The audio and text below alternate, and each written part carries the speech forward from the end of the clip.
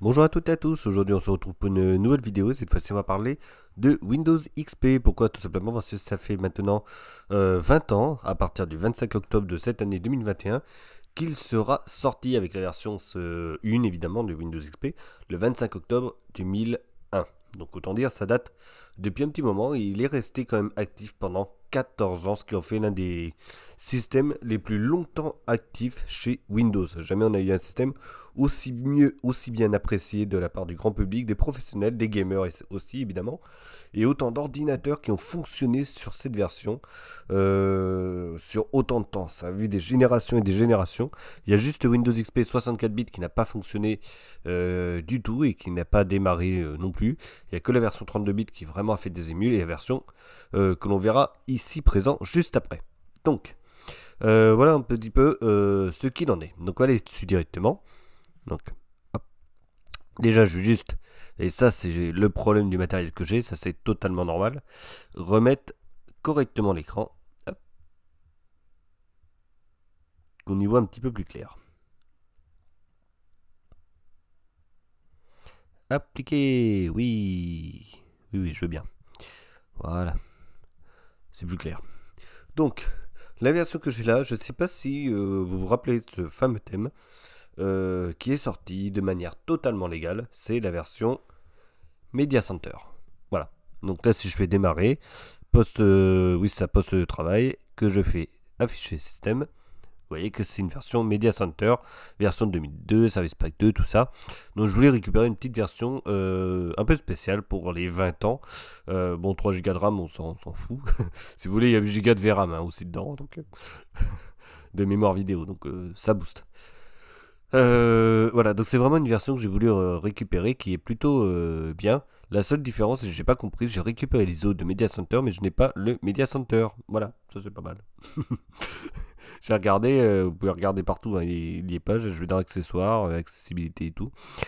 Malheureusement, je l'ai pas. Alors ça, j'ai pas compris. C'est pas grave. Néanmoins, voilà, c'était une version, donc il y avait un thème un peu spécial qui brille un petit peu, c'est assez sympa. Quand je dis ça brille, le menu démarrer brille. Ici, voilà, vous avez ça qui apparaît de manière, enfin, avec un certain relief et un certain arrondi, c'est une barre arrondie, on va dire.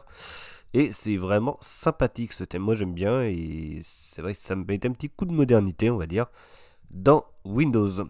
Donc, qui dit popularité aussi, dit le plus piraté. Vous savez, c'est comme les voitures. Hein, allez, une certaine époque, les voitures, entre guillemets, populaires étaient magnifiques, enfin, étaient vachement tunées et tout. Et Windows XP, il était vachement modifié et tuné et piraté, évidemment. Et la version que j'ai voulu récupérer, que je n'ai pas réussi à avoir, c'est la version française WinLSD. Voilà. Donc il y avait une version qui existait, WinLSD, que vous avez là, avec le logo de Linux, que tout le monde, enfin peut-être pas tout le monde, mais une bonne partie a connu, avec voilà, cette petite nana qui est ici. Enfin c'était un Windows très, très spécial. Voilà. D'une part, il était très allégé, vraiment, parce que par exemple si je vous fais ça, je vais vous montrer. Là je suis sur internet, hop là, CTRL Supre, voilà, là je consomme 400 mégas. Si j'étais internet, hop, ça va repartir. Et là, je consomme 130 mégas. Sur cette version de WinLSD, ce qui était très spécifique, eh ben, c'est que ça consommait uniquement, tenez-vous bien, moins de 64 mégaoctets à vide au démarrage. C'était juste impressionnant. Ils avaient tellement amélioré le système que il consommait rien. Vous pouvez vraiment faire tout. La différence, c'est qu'il fallait quand même aller récupérer les fonctionnalités Windows et mettre en place ou réactiver le spooler d'impression pour pouvoir imprimer correctement sur Windows. Voilà, c'était la seule petite différence, seule petite coquille entre guillemets. Mais sinon, c'était tellement bien optimisé qu'il consommait absolument rien. Vous pouvez faire tout ce que vous voulez. C'était rapide, efficace. Design à la vista, évidemment. Mais franchement, c'était super. Vraiment. Vraiment super. Ah oui, c'est vrai que ça s'enlève pas ça. C'était optimum de chez Optimum. Donc je retourne dessus. Alors, je crois qu'il y avait plusieurs versions. Voilà. Souvenir d'une autre époque. Yes. Voilà. Et donc il y avait ça, WinLSD qui démarrait, paf paf paf. Et puis je l'ai utilisé, hein. Honnêtement moi j'ai utilisé parce que je voulais quelque chose qui soit assez efficace, hein, ça c'est sûr. Pour mon père à l'époque, c'est pareil, il avait une vieille tour, même problème, c'était un peu lent, vieux disque dur en IDE, tout ça, enfin vous connaissez le problème. Et ce que j'avais fait, c'est que j'avais récupéré ça aussi, et j'avais récupéré le thème Luna de Windows XP, le thème classique, pour justement ne pas avoir ce problème-là, avec tout changé, parce que justement je voulais lui mettre un Windows XP efficace, efficient, et qui fonctionne très très bien. Il a jamais planté, jamais. Honnêtement, c'est vraiment, voilà. J'ai jamais eu un système aussi stable. Même sous XP, hein, il fonctionnait bien mieux qu'XP, c'est ça le pire de base. Et c'est pour ça qu'il a vraiment très très bien fonctionné, hein. De toute façon, moi je l'ai vu. C'est pareil, à l'époque, j'avais un système, enfin non, un club informatique à mon lycée. Et puis on installait ça sur des vieilles machines Windows 98 qui était parti pour être remplacé par des XP à l'époque, des vrais XP. Et ces tours-là, donc ce qu'on avait fait, on avait démonté toutes les tours, je sais plus, je crois qu'on en avait une dizaine, on avait récupéré toutes les cartes mères et tout. Tout ce qui marchait pas, ça partait à la poubelle, tout ce qui marchait était rangé. Les cartes mères avec les cartes mères, les cartes graphiques avec cartes graphiques, les RAM avec les RAM. Et on a reconstruit 4 PC réellement avec des vieux Pentium 4 de l'époque qui fonctionnait sous XP, blindé en RAM avec toujours des 512 et 700 mégaoctets de RAM, WinLSD à l'intérieur, et ils jouaient les jeunes à Dofus là-dessus. C'est une vieille époque, hein. Mais ça fonctionnait. Et c'était que du WinLSD, parce que on n'était pas embêté avec les, les licences ou quoi que ce soit. Franchement, ça c'était top. Là par exemple, si je vais ici, vous voyez, voilà, 60 jours. Là, c'est tout simplement pour activer Windows. Voilà, donc dans 30 jours, il me dira ouais, il y a un petit souci, tout ça. Sauf si je fais sauter la licence. Donc voilà, c'est un petit peu le topo. Donc pareil, vous me dites en commentaire si vous avez été voir de ce côté-là ce fameux WinLSD.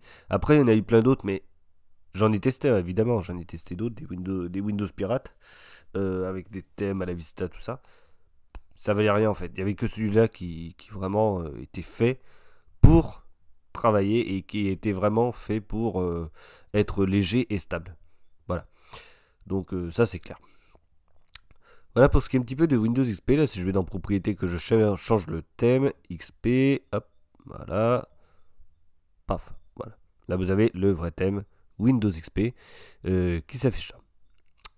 Voilà, donc du coup, bah, pareil, vous me dites en commentaire, bah, est-ce que c'est vraiment un des OS que vous avez vraiment bien aimé tout ça. Moi à l'époque de Vista, j'ai eu mon premier ordinateur personnel de chez Personnel après avoir, alors, je sais plus ce que j'avais eu.